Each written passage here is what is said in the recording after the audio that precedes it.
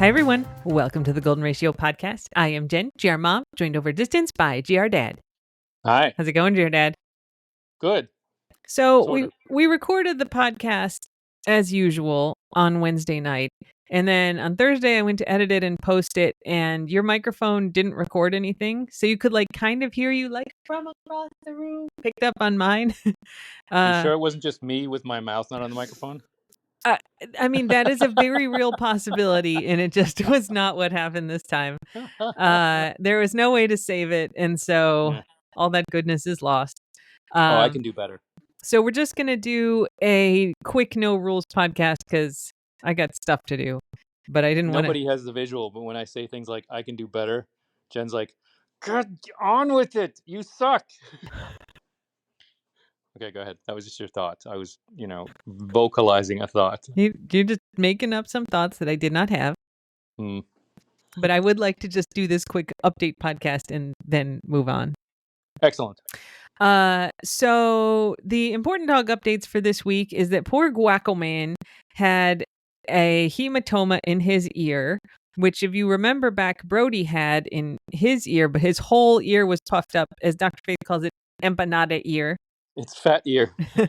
Guac only had a small part. And so we brought him in to the vet, and she put a drain in it, and it had a little screw cap that we could literally a drain. It looked really like a part of a car engine or something. He'd unscrew the cap, and it was supposed to let whatever fluid in there build up come out. But it turns out that there wasn't a lot of fluid building up in there, so that's why you've seen him in the cone for a couple days. But fortunately today you got to take him to the vet and get the drain out.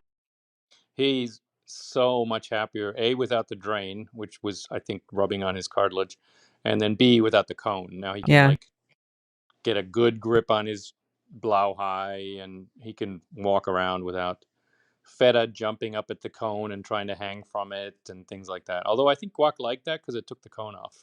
I think Guac encouraged it, but he hated the cone.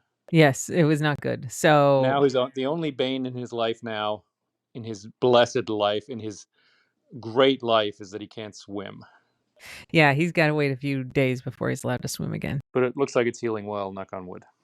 That is good. We don't want him to have ear surgery because that was a months-long process with Brody. It was terrible. Yeah, with a lot of not swimming, which hurt Brody, but it would just probably drive Guac to distraction. He would lose his reason for living.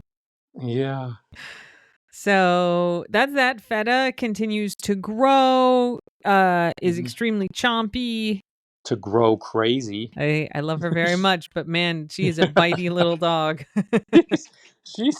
She follows us around, which is adorable. But very when she's cute. in a manic mood, she follows us around biting our calves, which is not adorable. I started playing this game with her, which is a great game to play with a puppy.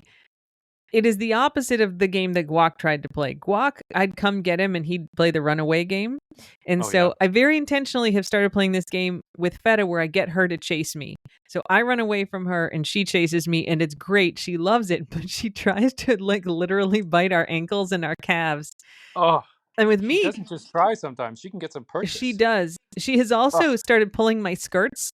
She'll bite the hem of the skirt, and they're all, kind of smocked waist, so they're just stretchy, and she can pull them down. She's not gotten one off of me. She does that to my shorts. She jumps up at my shorts and pulls on the legs. Yeah. She's bad news. When she gets excited in that game, and when she's excited, she wants to chomp. Yeah. So we're working on the chomping. She has many voodooisms because she also tries to eat rocks and shells. Yeah. And the marble in the shower. She's quite mouthy, as they say. Yeah. But they mean bitey.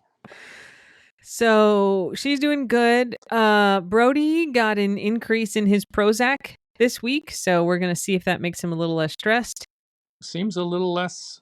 I mean, it thundered before, and he didn't freak out, so that's better. And we'll see about the third dinner. Yeah. Nag. He's pretty much deaf at this point. He can hear a little bit, but not much, which has helped with the thunder. It has not helped with the listening. But he still gets kind of frantic at night, wanting to keep eating. And I mean, sometimes he'll get second and third dinner and still will be kind of anxious and wanting to eat. And of course, sometimes through miscommunication between us, but sometimes also just because he's so frantic. Poor guy. So hopefully the increased Prozac will help with that. Brody is also. Go ahead. But he does the thing now where he lies outside, and if you call him, he doesn't hear. I think he honestly doesn't hear.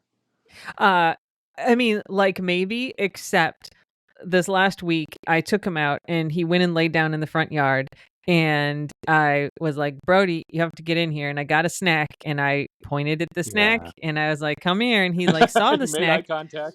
And he looked at me and he wasn't coming. And so I started walking up to him with the snack, and the crazy neighbor from across the street comes out and I'm like, Brody, get out of here. And she walks up to our gate. If you are a subscriber, holds onto the gate. If you're a subscriber, you've gotten the whole background on her. But yeah, she has no boundaries. Grabs onto the gate from the other side and starts calling him when I'm calling him and trying to get him to come in. It was terrible. I was obviously extremely mad at her and extremely mad at him because he knew I wanted him to come. And he literally I started walking up to him and he rolled over on his back and started doing the kicks. He was having a great time. You know what you're going to have to do? Get the hammer. Oh, the sledgehammer, with Voods. Get the Voods sledgehammer. Oh my God. Remember, you had to pound that into the ground and Voods would be like, okay, I guess I'll get up.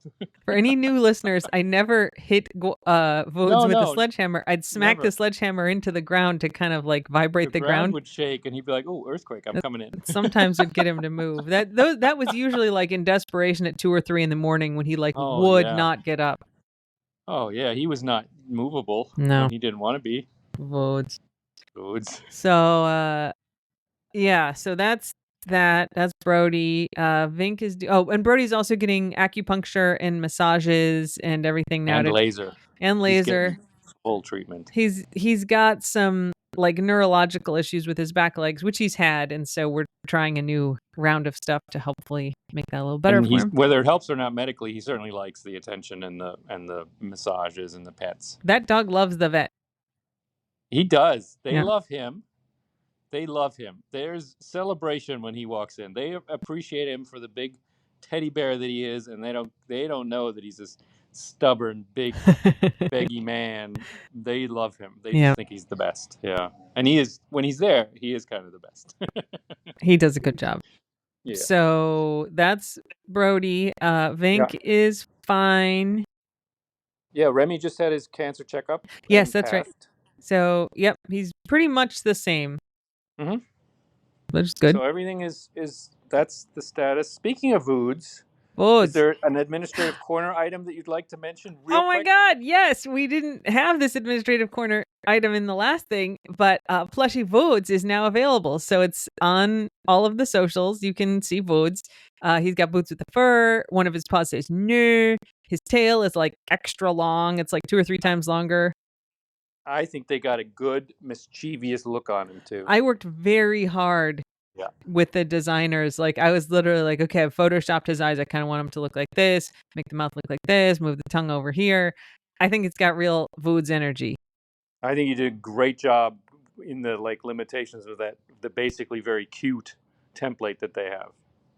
He looks more mischievous than cute. Yeah, we're also doing the thing where if you can't afford a Voods, there's a list to sign up for one, and then some people are donating them, and then we'll talk about Administrative Corner when Ingo starts putting all those orders in. Yep. And in the spirit of Voods, maybe we'll just do random. Some people might get 10, some people might get 9. No, we're not going to do that. It is okay, fine. No, just one per person. In the spirit of Voods, I'm going to bite each one of them before I send them. You don't get them, though. You have to bite your computer. They ship direct. Dang it. You could bite our Voods every time you send one to somebody else. I guess that's good symbolically and karmically. Karmically? Karmically. There it is. Yeah. And on the note of donations, which you guys are very nice about, Honest Dog Books, who is handling all of the paw printed versions of my book, they've also do donations. So if you want to donate a copy of my book, which will come paw printed to somebody who can't afford one, you can just order from Honest Dog Books, and in the notes section of your order, you can just write donation, and then they also have a list of people who want them. But we decided, like, a bunch of people were asking if Feta was going to contribute paw prints to the paw printing thing for the book. And so what I did is make a bunch of Feta paw prints, and those are gifts to anybody who donates a book. So if you donate to somebody else, you will get a bonus Feta paw print just mailed to you separate. Wow. And then wait a minute. the recipients I will make you whatever paw prints you want. You don't have to order more stuff. I'm going to send you a book. I wrote the book. Great. That sounds like a perfect circle. I literally can just like call the publisher. Like this week I was like, could you please send me 10 more of the galleys? That's like I don't know, but you can't get those paw prints that easily. I mean, you need all these. I wait made the paw prints. Oh, wait a minute. Anyway. Well, crap. But wait, I got to go on the computer now. Hang on. There's some cancellations I need to make. So if the recipients of the donated books, they'll get like one of the regular permanent squad member paw prints. If you donate one, you'll just get like an envelope in the mail that has a Feta paw print. You can stick it in your book if you get one. You can frame it. You can throw it away, but you'll get one. Yes. Somebody mentioned it's an interesting way for international people who want a paw print but don't want to pay the international shipping, which is like super expensive. It's a way for you to get a paw print because you could like donate a book. Then of course to do package rate. Yeah, that's very smart. So there you go, administrative corner. I'm very happy that we snuck that. Even if it's no rules and I can't say the normal things. I mean, you could. You just don't have to. I do love administrative corner even now.